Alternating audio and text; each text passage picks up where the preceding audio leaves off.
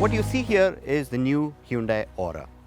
And if you haven't guessed it already, it is an evolution of the XN, quite popular on our roads. However, with the Aura, Hyundai expects to bite some serious sales of popular rivals like the Maruti Dzire and Honda's popular Amaze. However, it won't be easy, and that's where we come into the picture. And in this video, we'll talk about 5 things that work for the Aura and 2 that don't.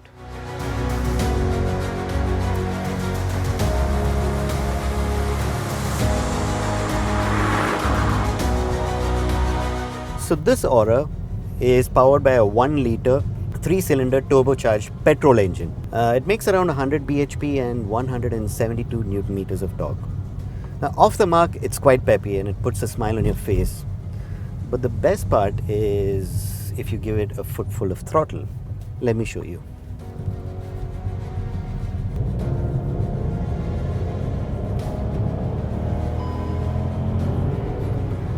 So the music to the ears just keep coming. The power delivery is linear and there aren't any jerky surprises. In fact, there's a strong pull from 1700 RPM onwards all the way till the 6600 RPM limit. The motor is reasonably flexible too. So in second gear, you can do about 15 kilometers per hour and there's no need to downshift, even for speed breakers. The Aura's ride quality is more on the softer side. So at slower speeds, all your occupants are going to feel a cushy ride. Better still, there's hardly any suspension noise. So overall, the comfort levels in this cabin is quite high. The only things you really hear is some road noise and the truly noisy heavy vehicles. Hyundai has done a good job with the cabin insulation of the Aura. Okay, so let's admit it. Sedans aren't really known for clearing speed breakers easily. They usually tend to scrape their bellies over the taller ones. Not the case with the Aura. We've put it through most speed breaker size with 3 people and I'm yet to scrape this Hyundai. No worries here if you miss spotting one, and again, this brings a lot of confidence while driving on our roads since most of the speed breakers are unmarked and you can actually cause more harm than good.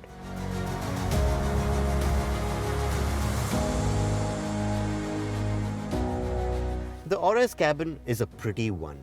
It all starts with this fish skin trim here onto those turbine lookalike vents, the nice dual tone dash over here.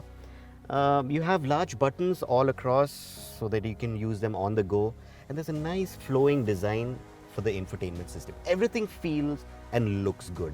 The only grouse we had is that for the wireless charging, if it was more portrait than landscape, I would have been able to read the maps off on the go.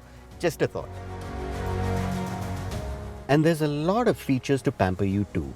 From the chilly climate control, the swift infotainment system, numerous compatibility options for your phone, including the wireless kind, just to make charging a whole lot easier.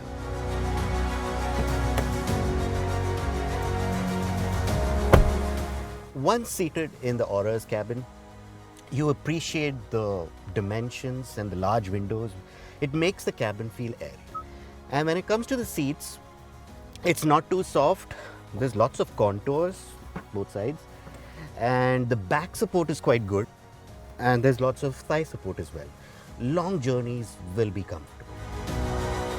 We would have liked some extra shoulder support, but that's just the grumpy side of me talking. Rear seat is best for 2, although there is adequate knee and foot room, a flat floor along with a big bench.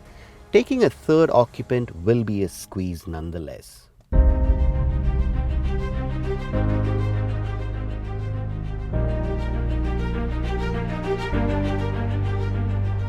The Aura's slow speed ride might be comfortable and all. However, things take a different turn as soon as you start going faster. It gets considerably bouncy. Let me show you.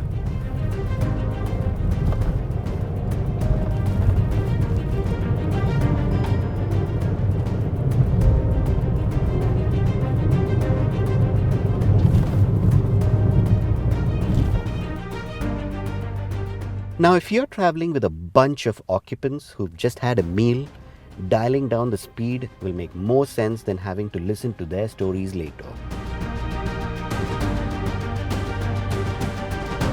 We understand that beauty lies in the eyes of the beholder, but in this case, you just can't ignore the fact that the Aura's rear section looks certainly displeasing. And if you were already trying to look away from the Aura's boot, you might also want to note that there's no external button to release the boot lid.